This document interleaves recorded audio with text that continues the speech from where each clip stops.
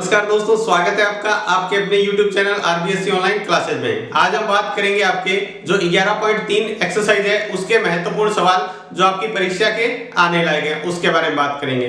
तो देखते हैं अपने 11.3 पिछली क्लास में हम इसके 11.3 के कुछ परमें पढ़ी थी और उसके उदाहरण भी पढ़े थे जो महत्वपूर्ण थे। आज हम इसकी अगले एक्सरसाइज के क्वेश्चन करेंगे। अगर आपने पिछली क्लास नहीं देखी तो वो क्लास जरूर देख लें, क्योंकि उसमें हमने बात की थी महत्वपूर्ण परमें के बारे में। तो आगे देखते हैं अगला जो प्रश्न है, यानी अपने 10वें प्रश्न से स्टार्ट करेंगे। जो आपके महत्वपूर्ण प्रश्न है उसमें 10वां प्रश्न देखते हैं। आपको दिया 90 सेमी लंबाई वाली एक लड़की बल्ब लगे खंबे के आधार से परे 1.2 मीटर प्रति सेकंड की चाल से चल रही है। यानी एक खंबा है, यहां मान लेते हैं एक खंबा है ये, ठीक है। एक लड़की है वो इससे खंबे से दूर जा रही है, किस वेग से 1.2 मीटर प्रति सेकंड चाल से, ठीक है। वो इससे क्या जा रही है, दूर जा रही है।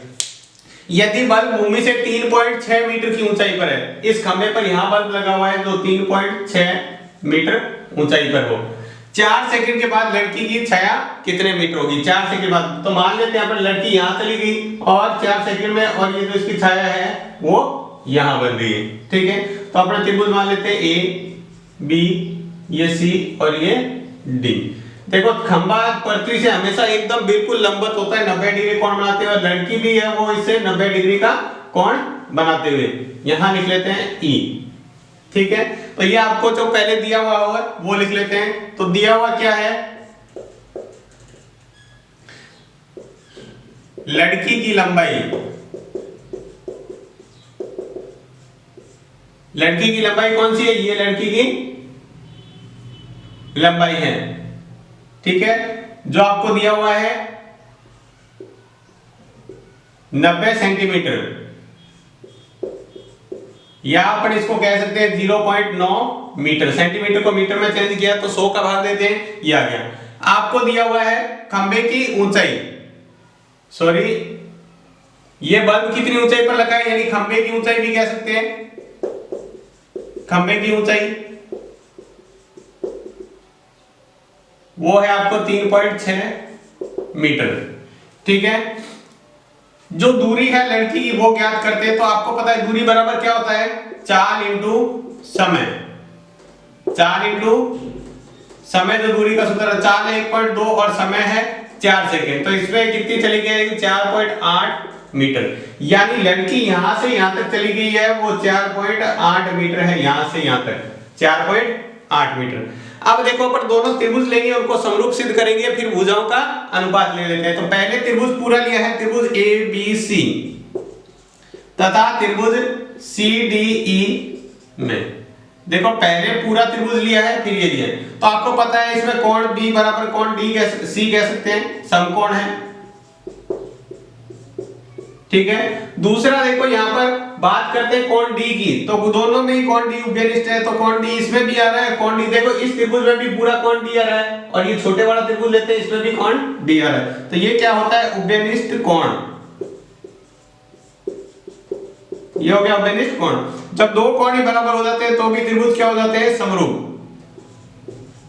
तो सी डी ई कौन से नियम से, ए नियम। अगर दोनों समरूप हैं तो भुजाओं का अनुपात बराबर ले सकते हैं। यानी इनकी भुजाओं का अनुपात क्या आएगा, इसकी ऊंचाई ए बी बटे लड़की की ऊंचाई सी ई बराबर, इसका आधार लेते हैं पहले वाले पूरा त्रिभुज का आधार क्या है, बी डी, बी से लेकर डी तक, और इसका क्या है सी डी। बाकी अपने को वो भुजा चाहिए नहीं, तो ये अपन भुजाओं का अनुपात बराबर ले लिया। इसके अंदर मान रख लेते हैं अपन, तो माना तो इसकी दूरी अपन मान लेते हैं यहाँ पे x है, ये दूरी कितनी है x। तो सबसे पहले देखो ए बी, यानी खंबे की ऊंचाई कितनी है 3.6 मीटर बटे लड़की की ऊंचाई 0.9 बराबर बी डी, बी से लगा के डी तक देखो 4.8 ये है और x ये है, तो टोटल कितनी हो जाएगी 4.8 प्लस x बटे आपके जो आएगा वो आएगा ये इसकी दूरी, सिर्फ ये यहां से ये आधार, ठीक है। इसकी करते हैं वज्र गुणा, इसको इससे गुणा करेंगे तो याद आएगा 3.6x, और इसको इससे गुणा करेंगे तो 0.9 देखो यहाँ सीधा कट हो रहा है, ये पॉइंट से एक पॉइंट हट जाएगा, क्योंकि पॉइंट हटाएंगे तो देखो क्या होता है, एक पॉइंट से पॉइंट कैसे हटता है, इसका पॉइंट हटाएंगे तो ऊपर 10 की गुणा करनी पड़ेगी, और इसका पॉइंट हटाएंगे नीचे 10 से 10 कट हो गया, 9 के पहाड़े से कट रहा है, 9 चौके क्या होता है 36, तो ऊपर 4 बचा नीचे 1 बचा। अब वजन गुणा करते हैं तो 4x बराबर कितना आ गया, ये x को इधर लाओ तो ये हो जाएगा 4x माइनस x बराबर 4.8, तो x बराबर कितना आ जाएगा 3x बराबर 4.8, तो x बराबर हो जाएगा 4.8 बटे 3, इसमें 3 का भाग देंगे तो कितना आ जाएगा 1.6 मीटर। ठीक है, तो सवाल में आपसे क्या पूछा था, छाया की कितने मीटर होगी, तो छाया होगी उसकी 1.6 मीटर लंबी उसकी छाया होगी। तो ये सिंपल सा सवाल था, आप इसको अच्छी तरह कर लें।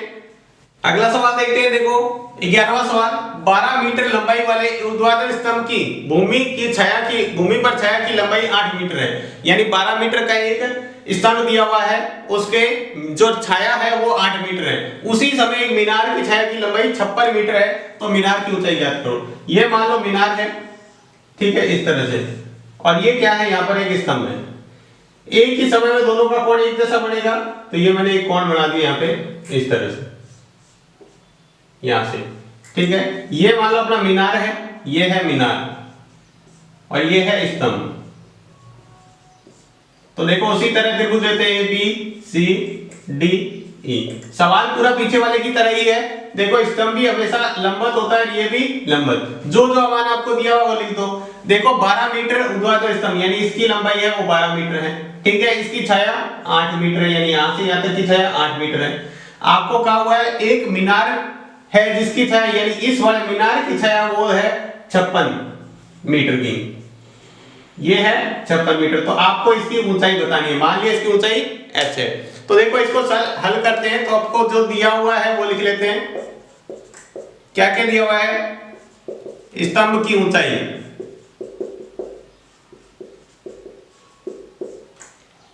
यानी AB का मान दिया हुआ है, CE का मान दिया हुआ है आपको, वो है 12 मीटर, ठीक है। स्तंभ की छाया की लंबाई वो है 8 मीटर, ठीक है। मीनार की छाया की लंबाई वो है 56 मीटर, माना मीनार की ऊंचाई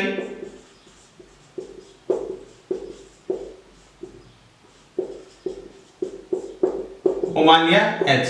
तो देखो अपन उसी तरह दोनों त्रिभुज लेंगे और उसको सॉल्व करेंगे। तो देखो दोनों त्रिभुज कौन सा, एक तो पूरा त्रिभुज लेना है आपको ABCD, तथा दूसरा है त्रिभुज CDE में। दोनों त्रिभुज लेंगे, दोनों को समरूप, वैसे ही कोण B बराबर इसमें क्या हो जाएगा कोण D, ये क्यों है समकोण है, दोनों ही 90 डिग्री के, और कोण D बराबर कोण D, ये क्या है, सॉरी कोण B बराबर कोण C, और कोण D बराबर B उभयनिष्ठ है ये। तो दोनों त्रिभुज क्या हो गए समरूप, ABC समरूप हो गया त्रिभुज CDE के, कौन से नियम से, AA नियम से, ठीक है। तो इसके भुजाओं का अनुपात बराबर ले सकते हैं, यानी इसकी ऊंचाई AB बटे स्तंभ की ऊंचाई CE बराबर, इसका आधार पूरा कौन सा है, CD पूरा आधार है, B से लगा के D तक, इस बड़े वाले त्रिभुज का पूरा आधार है, और इसका आधार इतना है CD बटे CD। इसका मान रख दो, देखो AB का मान कितना है, अपने h माना है तो h रख दिया, बटे CE का मान कितना है 12 रख दिया, बराबर BD का मान कितना है 56 बटे 8, तो h बराबर क्या हो जाएगा, ये 12 इधर भाग में इधर भेजेंगे तो गुणा में, तो 56 बटे 8 इंटू 12, तो ये कट रहा है 8 सत्ते होता है 56, 12 सत्ते होता है 84, तो h बराबर कितना आ गया 84 मीटर। तो अतः लिख देंगे मीनार की ऊंचाई बराबर 84 मीटर। तो ये इसके जैसा ही सवाल था, बिल्कुल सिंपल, आपको पहले इसको समरूप सिद्ध करना है, उसके बाद भुजाओं का अनुपात लेके और इससे निकाल देना है। अगला सवाल देखते हैं, सवाल नंबर 12, किसी त्रिभुज ABC के शीर्ष A से उसकी सम्मुख भुजा BC पर लंब डालने पर AD स्क्वायर बराबर BD इंटू DC प्राप्त होता है। तो सिद्ध करना है त्रिभुज ABC समकोण त्रिभुज है, यानी आपको ये सिद्ध करना है कि इसके अंदर कोई कोण एक 90 डिग्री का है। समकोण त्रिभुज किसे कहते हैं, जिस त्रिभुज के तीनों में से कोई एक कोण 90 डिग्री का, उसे क्या कहते हैं समकोण। तो देखते हैं किस तरह से, जैसे देख लो मान लो आपको ये त्रिभुज दिया हुआ है, ये त्रिभुज बना लिया ए, ये बी और ये सी। ए से सामने की भुजा पर लंब डाला ये, इसको कह दिया डी। ठीक है, तो आपको जो दिया हुआ है वो लिख लेते हैं। आपको ये दिया हुआ है कि एडी लंबवत है बीसी के, एक ये दिया हुआ है, एक दिया हुआ एडी स्क्वायर बराबर बीडी इंटू डीसी। ये आपको समीकरण एक कह दिया। आपको सिद्ध करना है त्रिभुज ए बी सी समकोण त्रिभुज है। ठीक है, तो ये आपको दिया हुआ है। तो देखो त्रिभुज लेते हैं कौन कौन सा। एक त्रिभुज मैंने लिया ए बी डी तथा त्रिभुज ए डी सी में, दोनों त्रिभुज लिए। अब समीकरण एक से देखो मैं इसको ये लिख सकता हूं A D into A D बराबर B D into D C. ऐसे लिख सकते हैं। एडी का स्क्वायर मतलब क्या होता है। अब देखो मैंने क्या किया, एडी इधर गुणा में था, इधर जाएगा तो भाग में, और बीडी इधर आएगा तो भाग में। तो देखो इस तरह से बन गया एडी बटे बीडी बराबर डीसी बटे एडी। देखो आपको समझ में आएगा, एडी यहां पर इसके साथ गुणा में है, इधर जाएगा तो भाग में, और बीडी इसके साथ क्या क्या है, गुणा में, इधर आएगा तो भाग में। तो ये आपके पास समीकरण बन गई है। और उसके बाद देखो जो कोण ए कोण कह देते हैं, इधर भी डी बन रहा है, इधर भी, यानी कोण ए डी बी बराबर कोण ए डी सी। ये क्या है, समकोण।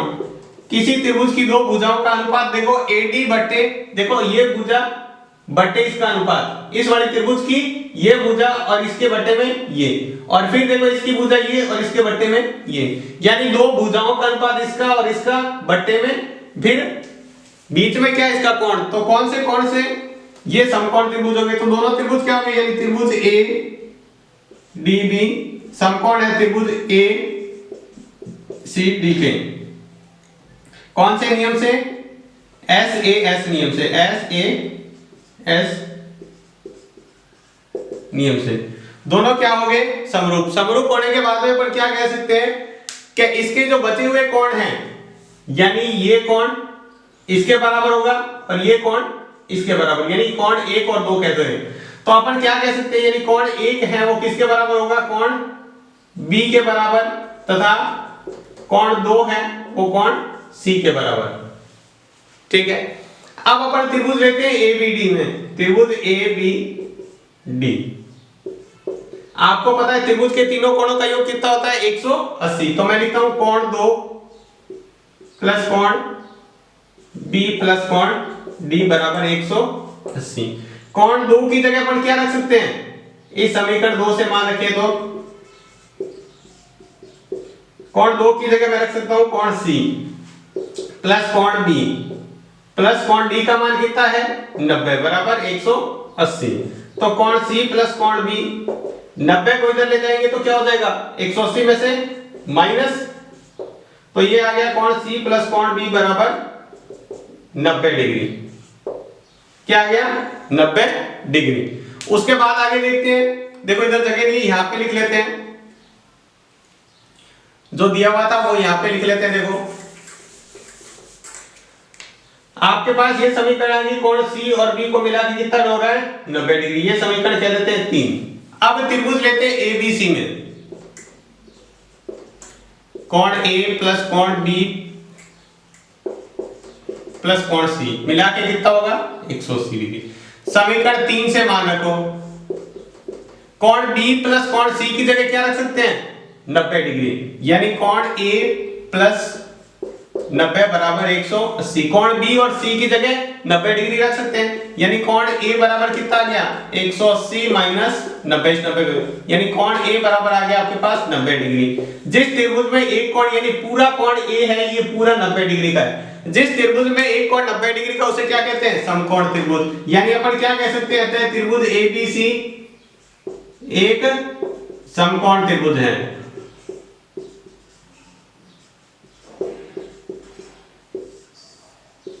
त्रिभुज एबीसी क्या है, एक समकोण त्रिभुज है। देखो सिंपल सा सवाल था, पहले आपको ये दोनों त्रिभुज लेके देखो इसको भुजाओं का अनुपात में बदलना है इसको, ठीक है। फिर ये दोनों, एक इधर वाला त्रिभुज एक इधर वाला लेके इसको समरूप सिद्ध कर देंगे, भुजाओं का अनुपात और कोण बराबर से। फिर अपन क्या कह सकते हैं, ये त्रिभुज लेना है, इसके तीनों कोण 180 डिग्री के, तो कोण डी का मान तो अपने को पता है समकोण है 90 डिग्री का। उसके बाद कोण एक ये समरूपता सिद्ध किया, ये कोण इसके बराबर है और ये वाला कोण इसके बराबर, तो ये मान रखेंगे। तो कोण C प्लस B का मान कितना आ गया 90 डिग्री। अगर ये 90 डिग्री तो त्रिभुज ABC लिया पूरा, तो इसके अंदर ABC यानी B और C का मान है वो 90 डिग्री है, तो यहाँ 90 रख दिया। कोण A बराबर 90 को इधर भेजेंगे तो माइनस में, तो कोण A बराबर आ गया 90 डिग्री। यानी किसी त्रिभुज में एक कोण 90 डिग्री का हो उसे तो क्या कहते हैं, समकोण त्रिभुज। तो ये था एक बहुत इंपॉर्टेंट सिंपल सा सवाल था, इंपॉर्टेंट सवाल है, इसको अच्छी तरह कर लीजिएगा। देखो अगला सवाल देखते हैं, 13वां सवाल इंपॉर्टेंट सवाल है, इसको अच्छी तरह कीजिएगा। आपको दिया है सिद्ध कीजिए कि किसी त्रिभुज की तीनों भुजाओं के मध्य बिंदु को क्रमशः मिलाने पर बनने वाले चारों त्रिभुज आप अपने मूल त्रिभुज के समरूप होते हैं। तो देखो क्या दिया हुआ है आपको ये त्रिभुज दिया हुआ है, ठीक है, ये त्रिभुज है A, ये B, ये C, इसका मध्य बिंदु ये, इसका मध्य बिंदु ये और इसका मध्य बिंदु आपस में मिलाए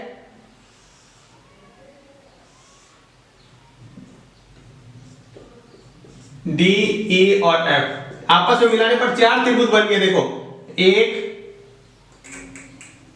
ये दो, ये तीन और ये चार, ये चारों त्रिभुज इस बड़े वाले त्रिभुज के समरूप है, ये आपको सिद्ध करना है। यानी आपस में भी ये समरूप है और इसके चारों के ये समरूप है। तो देखो आपको जो दिया हुआ है वो लिख लेते हैं, दिया है, देखो क्या क्या दिया हुआ है वो लिख लेते हैं। आपको ये दिया हुआ है D, E, F क्रमशः BC, AC तथा AB के मध्य बिंदु है, ये इसके क्या है मध्य बिंदु। इससे पहले कि अपन सवाल करें एक बात आप यहां समझ लें, किसी त्रिभुज के अंदर किसी भी त्रिभुज की दो भुजाओं के मध्य बिंदु को मिलाने वाली रेखा, यानी इसका मध्य बिंदु ये और इसका मध्य बिंदु ये, इसको मिलाने वाली रेखा हमेशा और हमेशा इसके समांतर होती है। किसी त्रिभुज की दो भुजाओं के मध्य बिंदु को मिलाने वाली रेखा तीसरी भुजा के समांतर होती है, ये एक प्रमेय है, ठीक है, इसका अपन यूज करेंगे इसके अंदर, ठीक है। तो अपन यहाँ पे दो त्रिभुज लेते हैं। देखो पहले मैं त्रिभुज ले रहा हूं, यहाँ पे पूरा त्रिभुज देख लिया मैंने, त्रिभुज AEF तथा त्रिभुज ABC। देखो एक तो पूरा त्रिभुज लिया है, ये इतना लिया है, एक पूरा त्रिभुज लिया है। तो इसके अंदर देखो अपन क्या कह सकते हैं, यहां EF समांतर है BC के। क्यों समांतर है कि ये अपन ये लाइन लिखेंगे, किसी त्रिभुज में दो भुजाओं के मध्य बिंदु को मिलाने वाली रेखा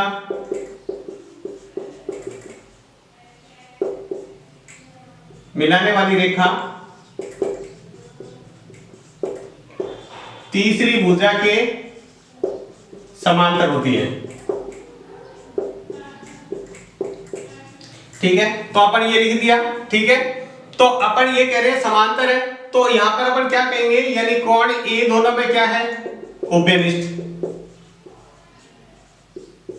दोनों में कोण A क्या है, यानी कोण B बराबर कोण F। जब भी दो समांतर रेखाएं आपको पता है ये काटती है तो ये कोण एकांतर कोण होते हैं, लेकिन अपन कह दें अगर ये कोण और ये कोण ले तो ये भी बराबर होते हैं, कौन से कोण से, संगत कोण कहते हैं, इसको क्या कहते हैं संगत कोण। तो यहां कहेंगे संगत कोण, ठीक है। इसी तरह अपन कह सकते हैं कोण C बराबर कोण E, ये भी क्या है संगत कोण। तो दोनों त्रिभुज क्या हो गए, तीनों कोण बराबर, तो दोनों त्रिभुज समरूप, यानी AEF समरूप है त्रिभुज ACD के, ACB के, कौन से नियम से, AA नियम से। इसको अपन कह देते हैं समीकरण 1।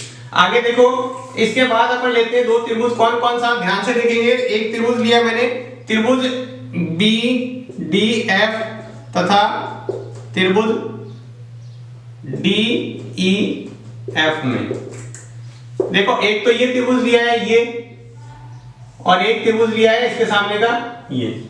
तो देखो यहां पर क्या है, क्या अपन ये कहेंगे ये इसका मध्य बिंदु के लिए रखा है, तो ये क्या है, यानी EF समांतर है BC के। इसी तरह अपन कह सकते हैं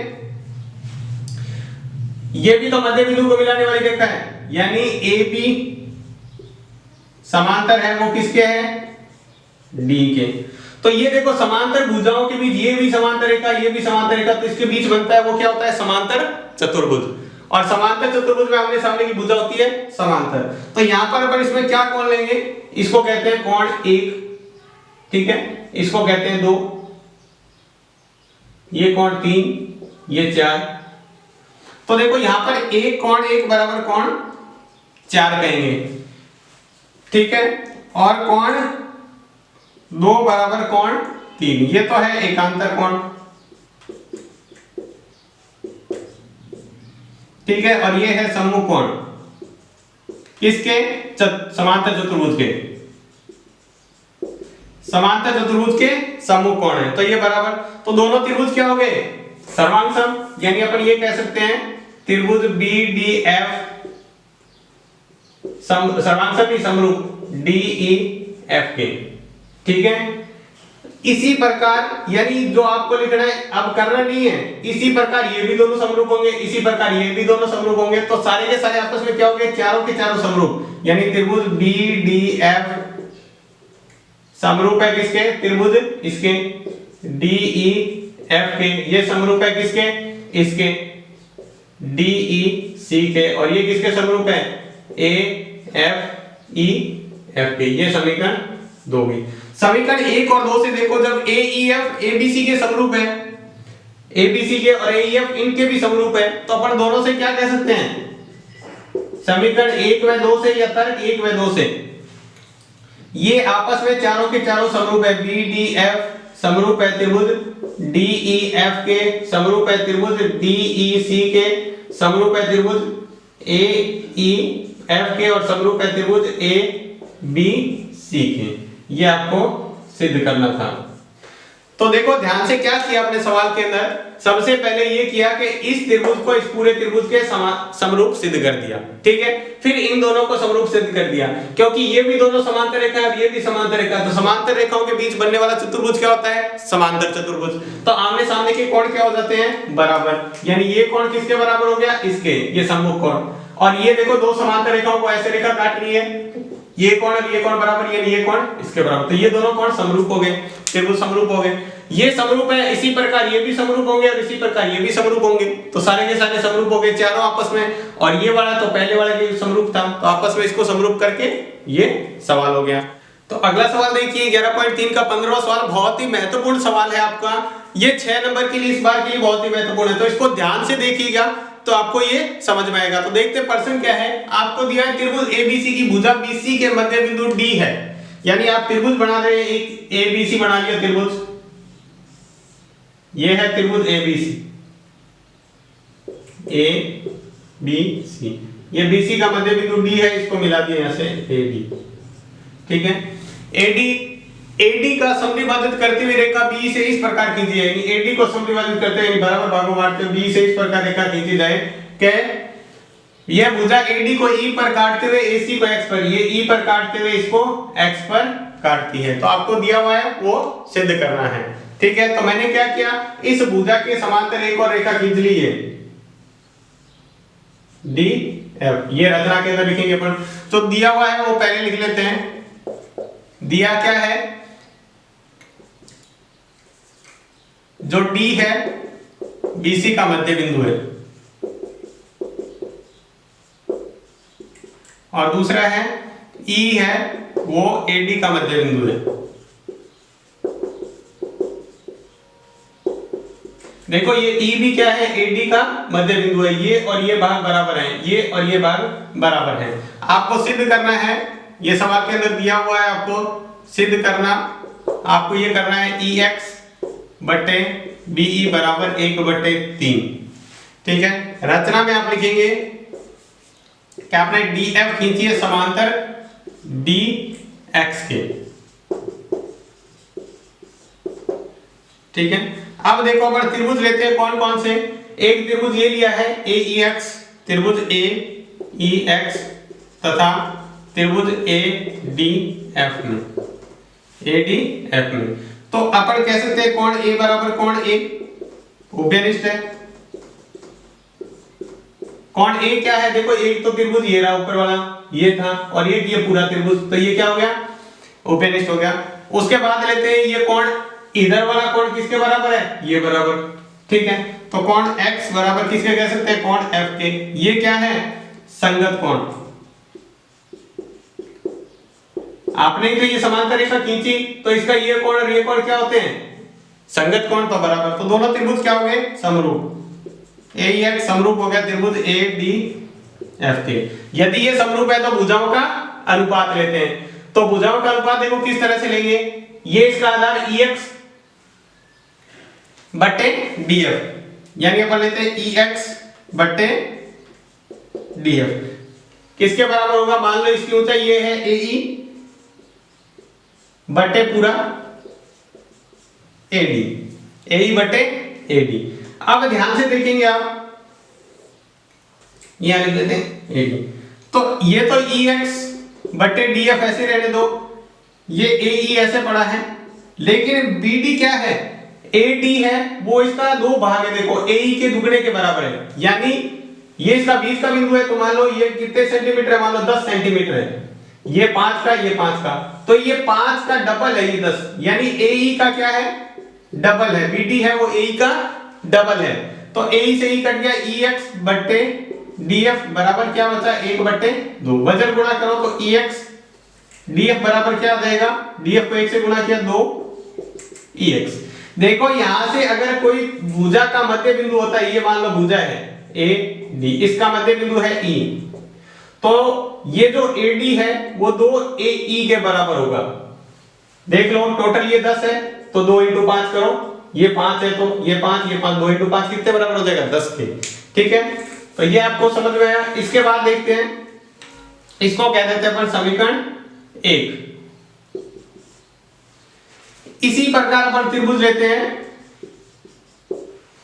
एक तो त्रिभुज ये लिया है CDF, त्रिभुज CDF समरूप किसके होगा, त्रिभुज पूरा BCX है। जैसे ये है तो ये भी दोनों समांतर भुजा है, ठीक है, इसका ये कोण बराबर हो जाएगा, C कोण उभयनिष्ठ हो जाएगा। तो इसमें भी अपन भुजा का अनुपात ले तो किस तरह लेंगे, देखो CD बटे ये इसकी CD बटे पूरा आ जाएगा BC बराबर क्या आ जाएगा, वापस से ये DF बटे ये पूरा आ जाएगा BX। यहां पर भी देखो इसका मध्य बिंदु है ये D क्या है, BD और CD को बराबर भागों में सवाल में कहा हुआ था, ये देखो D BC का मध्य बिंदु है। तो अपन भी ऐसे लिख सकते हैं C बटे 2, इसको भी लिख सकते हैं CD बराबर DF बटे BX। तो देखो यहां से क्या हो जाएगा, CD से CD कट गया, 1 बटे 2 बराबर DF बटे BX, ठीक है, इतना समझ में आया। इसके बाद आप ये पहले लिख लें, इसके बाद मिटा के आगे करना पड़ेगा, थोड़ा बड़ा सवाल है। तो देखो आपको इसको भी वजन गुणा करेंगे तो क्या आ जाएगा, BX बराबर 2 DF। BX के दो टुकड़े कौन से, यहां से लगा के BX, BE प्लस EX, यानी BE प्लस EX किसके बराबर है, 2 DF के, ठीक है। अपन DF का मान रखें, समीकरण 1 से मान रखते हैं। समीकरण 1 क्या कर रही है, ये रहा, DF की जगह 2 EX रख सकते हैं, यानी BE प्लस EX बराबर 2 और 2, देखो 2 तो ये गुणा पड़ा है, DF की जगह अपने को रखना है 2 EX, तो इसको गुणा करेंगे तो क्या आ जाएगा, 4 EX। इधर अपने बचा है BE, अगर इस EX को इधर लाएंगे तो माइनस में आएगा EX, तो BE बराबर बचा है, देखो 4 EX में से 1 EX गया तो 3 EX, तो अपन लिख सकते हैं BE बटे, सॉरी EX को इधर लाते हैं तो क्या आ जाएगा, इस BE को इधर लाते हैं तो ये आ जाएगा EX बटे BE बराबर 1 बटे 3, वजन गुणा करेंगे तो अपने पास ये आ गया।